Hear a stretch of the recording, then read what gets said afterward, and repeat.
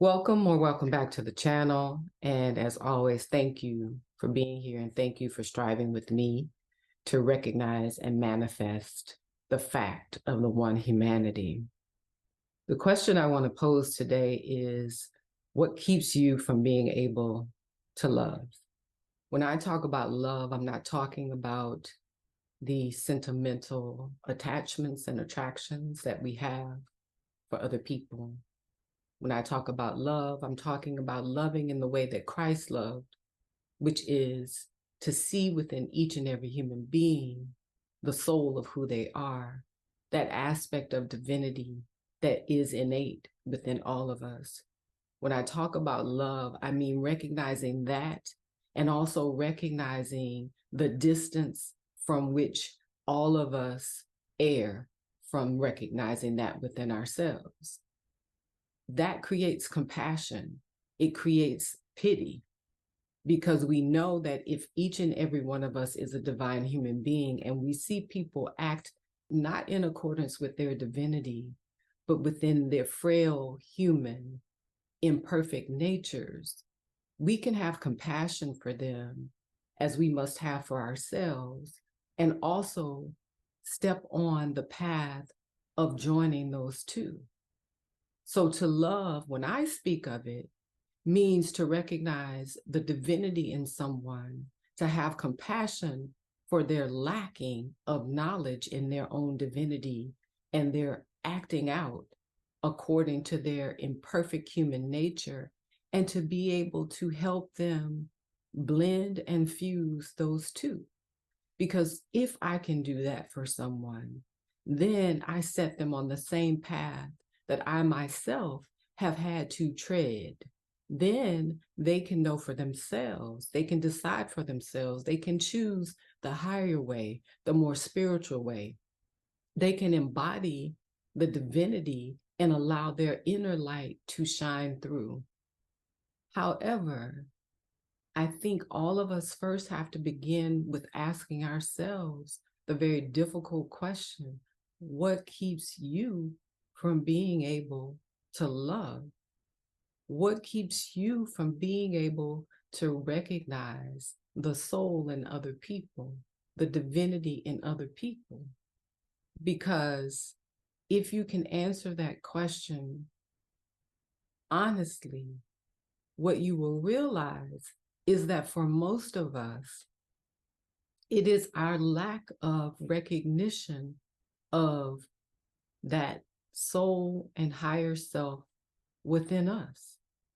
If we don't see it in us, it is impossible for us to recognize it in others.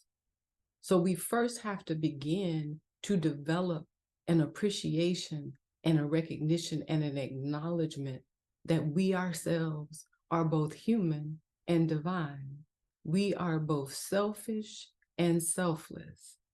And if we lean into the selflessness, it will equip us to love in the way that Christ loved, in the way that he taught others how to love. That love means seeing in others the potential for divinity to shine also in their lives.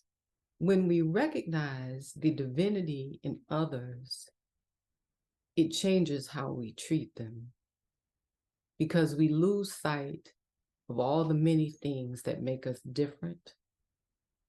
We lose sight of the things and the ways of being that others have that frankly at times get on our nerves. We lose sight of all that in the acknowledgement that there is something more important, something more enduring that binds us one to another. Loving is the ability to put people in touch with the divinity that lives in each of us.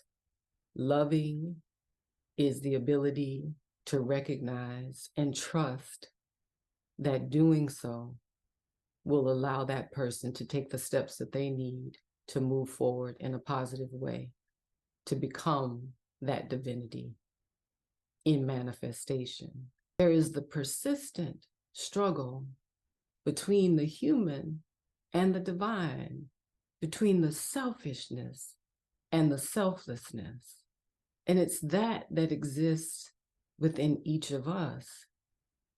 And so, whatever reason you come up with that you believe keeps you from being able to genuinely love everyone, the root of it is the struggle within yourself to live as the divine aspect that you are.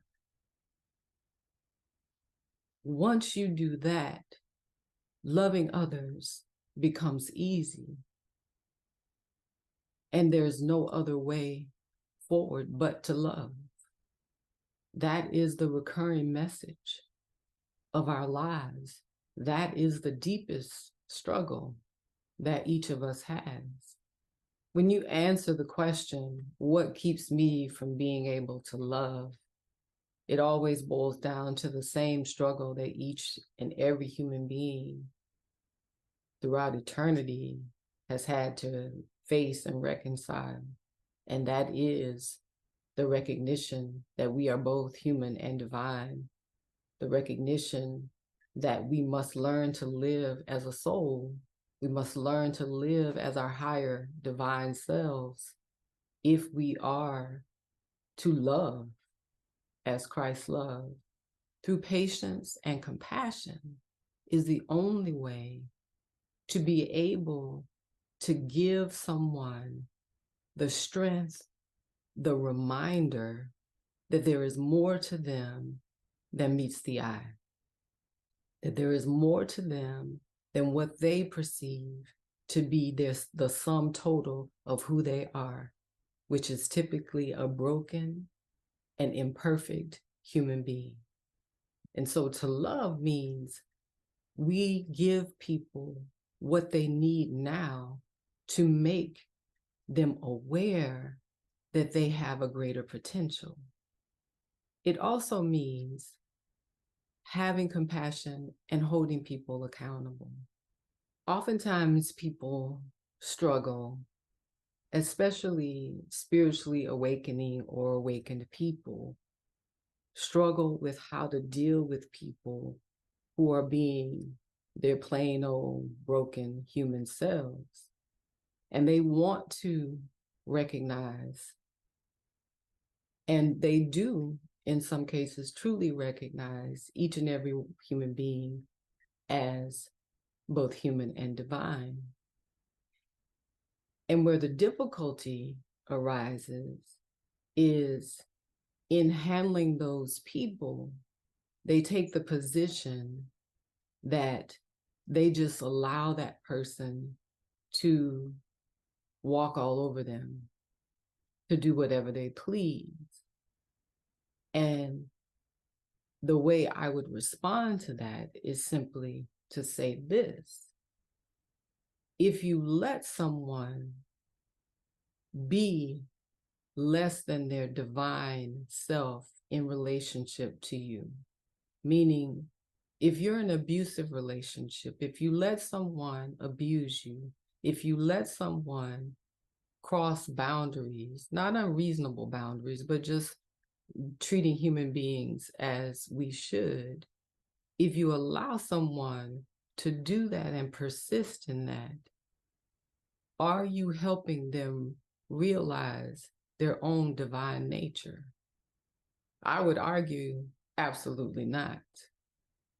And so part of becoming a soul and living from recognition of our own divinity, it equips us to be able to handle antisocial behaviors with patience and also great compassion.